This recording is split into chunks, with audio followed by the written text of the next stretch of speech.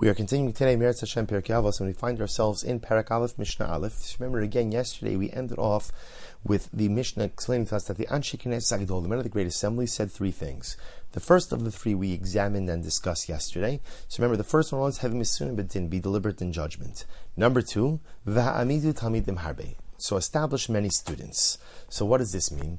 So Rabbeinu Yonah explains very beautifully. He says there's a fascinating machlokes dispute between Beis Shammai and Beis Hillel. What's the machlokes? The machlokes is regarding what type of students a rebbe should take on. Beis Shammai says, "Ein malamdin ela letalmid hagun v'tzanua v'kasher v'yir shemayim." A person should only take on a student, essentially, if he's worthy. And what does it mean to be worthy? He's modest. He's kosher, he's an upright individual. V'yarei shamayim, that's the type of student to whom you should teach Torah. But to people who do not possess these qualities, you should not take them on as your students, as you do not know what they are or will not do. Beis Hillel, on the other hand, says, Malamdin l'chol adam. No, teach everyone. Teach everyone.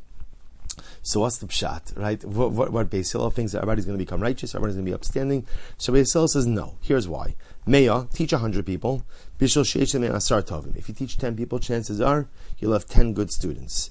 Teach 10 students. Kedei sheyetu shnayim. So that you'll get 2 good students. Teach 2 students. One of them will turn out okay. Beis Hillel is incredibly realistic about the fact that a rebbe who takes on a large number of students, there's the statistical probability that most of the students will not follow in the ways of the Rebbe. And most of the students ultimately, again, will not live up to expectations. But here's what's incredible.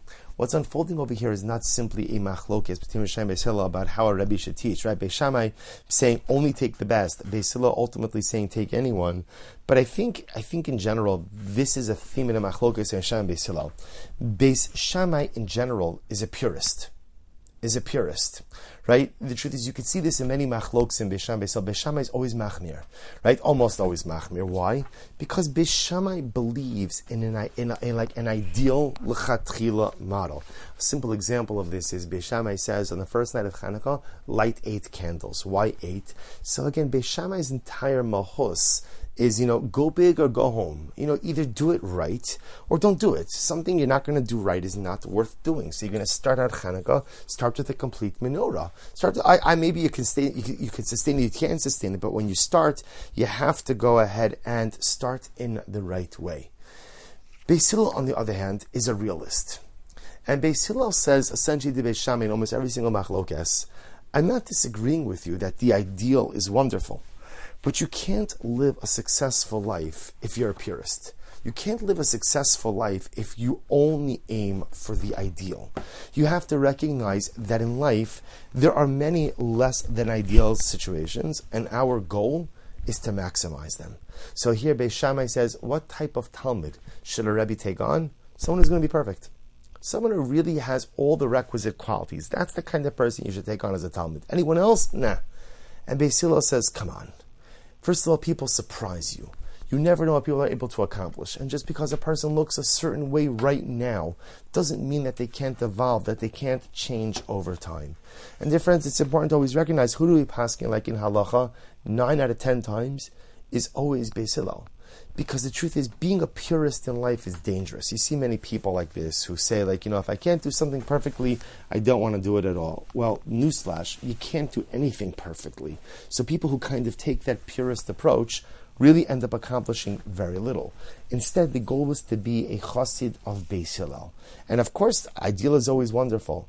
But sometimes what I'm just going to do is I'm going to take the cards that I have, right? I'm going to take the cards that I've been dealt, and ultimately I'm going to maximize them. So whether that's the students I've been dealt and I'll maximize them, or whether it's the life circumstances that I've been dealt and I'll maximize them, whatever it is, I stand ready to maximize my life circumstances. And Anshe Knesset Hagadola reflect this idea. What do they say? So they say, Ha'amidu talmidim harbe. Create many students. What does that mean, create many students? It's a reflection of the stance of Beis Hillel, right? It's a reflection of the stance that teach Torah to as many people as you can. Why? But this one is not hagun, and this one is not kosher, and this one's not upstanding, and this one's not that. Okay, that's fine. That's fine. But don't be a purist. Be someone who tries to maximize the circumstances in front of you and not always pining for the way things should be, could have been, or would have been. Incredible. Next, Vasu siag laTorah. Make a protective fence around Torah. And by the way, just to go back for 1 second, in life, it's also very important. There are people in life who spend so much time lamenting the fact that their circumstances are not fair. And they may really be right. They may have they have a difficult situation in life, and so to speak, it's not fair. But I think most of us know complaining that something is not fair rarely changes your circumstances. And so you could be that purist who, I can't believe life didn't turn out the way I wanted, my relationship didn't turn out the way that I wanted, and be angry and be upset and just, kind of like brood over that, or say, listen, this is what I got. This is where I am. Let me figure out how to maximize it. That's a Beis Hillel approach. Next, Vasu siag laTorah, make a protective fence for Torah. So here the Rabbeinu Yonah says something very beautiful. He quotes the pasuk, Kinyan shene'emar, ushmartem es mishmarti. Literally, guard my statutes. Asu mishmeres mishmarti. So the Gemara Masechtas Yevamos says, it means literally make a protective fence. Guard my statutes. V'hasiyag hu davar gadol meshubach. So remember again, Asu siag laTorah means that in life, it is never good to straddle the fence between right and wrong, or straddle the line, I should say. Right? It's never good because it's a very narrow line, and if you're living life on that line, chances are you're going to find yourself on the wrong side of it at some point very soon. So therefore, again, the goal is to create a protective barrier. And in that protective barrier, a person has the ability that even if I transgress a little bit, at least I'm transgressing in the barrier, and ultimately, again, not chas v'shalom in the actual isser of the Torah, not actually in the prohibition. V'asiyag hu davar gadol u'meshubach. Creating a protective fence, ultimately, the Rabbeinu Yonah writes, is something that is very important and praiseworthy. Lasos siag v'geder lemitzos l'bal yuchal likashal b'hem hayaris tvar Hashem. See, what the Rabbeinu Yonah is saying is like this. You see, we have to accept one basic premise in life, which is we are going to mess up. Each and every one of us are going to make mistakes. So therefore, again, if I live my life on the line between mutter and asr, between prohibited and permitted, then at the end of the day, I'm going to find myself on the wrong side of that line. That's just the way it's going to happen. But if I create a protective fence for myself, then at least, again, if I do fall on the wrong side, I'm still in the buffer. That's the power of creating a protective fence. But really what it stems from is a sense of humility, of recognizing I am far from perfect. And I don't say that like in a self-deprecating way, but far from perfect. I'm a human being, so I'm going to make mistakes. So to think I could always live on the right side of that narrow line is delusional. Create the protective fence, and that's how you set yourself up for success. That's the end of Mishnah Aleph. We begin today Mishnah Beis as well. Shimon HaTzadik Shimon HaTzadik was of the remaining members, the last members of the men of the great assembly. So the Rabbeinu Yonah also points out, V'haya Kohen Gadol. He was also the high priest. The Gemara Masechtas Yuma describes an incredible story where he goes out and meets Alexander in the big day kahuna. Okay, so Shimon HaTzadik used to say, Huaya Omer, Al Shloshad Rama Olam Omed. The world stands on three things: Al Torah, the Al Ha'avoda, the Al Gemilas Chasadim. The world stands on Torah. So Torah, and very apropos for the upcoming Yom Tov of Shavuos. And ultimately, again, Al HaAvoda. Avoda, we'll see, could either mean tefillah, prayer, or sacrificial service. And Gemilas Chasadim, acts of charitable kindness. So the Rabbeinu Yonah says, we're just going to, for today, just focus on the first, on Torah. What does this mean? So first of all, the way the Rabbeinu Yonah says, what does it mean that the world stands on these three things? And the Rabbeinu Yonah writes, Ritzona Lomar, Shebishvil Shloshad Dvarim Elu Nivra HaOlam. When it says that the world stands on three things, it means the world was created for these three things. In other words, when we look at the world, Hakadosh Baruch Hu created the world, we ask ourselves, for what purpose did Hashem create the world? What is it for?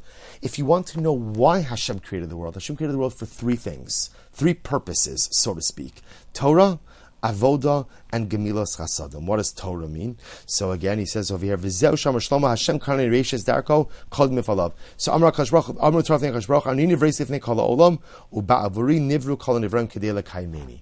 When Rabbeinu Yonah explains, when we say that the world was created for Torah, what that means is like this: Torah is a living, breathing, organic entity. And the whole beauty of Torah is the way it finds expression in our lives. So the reason HaKadosh Baruch Hu, the first reason Hashem created the world, is so that Torah could find expression in the universe, right? Without mankind, right? Without human beings, without a world, Torah, of course, would still be there. Torah is eternal. Torah transcends us. But the expression of Torah and the expression of divine will and intent through behaviors, through actions, through lifestyles would not have found expression. So the very world itself was created. Why? In order for us to be able to actualize the beautiful precepts of Torah. And if you think about it, it's an incredible thing. Through us, through the way we live, through the way we conduct our homes, through the way we build our families, through the way we create in our relationships, through the way we interact with ourselves, with HaKadosh Baruch Hu, with the other, through that we give expression, we give life, so to speak, to the tenets of Torah. And it fits very beautifully into Shavuos as well, because this is what we saw when we celebrate Sinaitic revelation and we celebrate the Yom Tov Shavuos, the reception of the Torah. What am I celebrating? What I'm celebrating is HaKadosh Baruch Hu gave us something that we could bring to life. So to speak, if you think about it, though it seems like without us, Torah wouldn't come to life. Now, what do I mean by that? Torah is eternal and transcends man. But through us, through the way we live, through what we do, we truly give Torah complete expression. It's an incredible and awesome responsibility, but also an overwhelming privilege. We'll stop over here for today. Shkayach, everyone. Have a great day.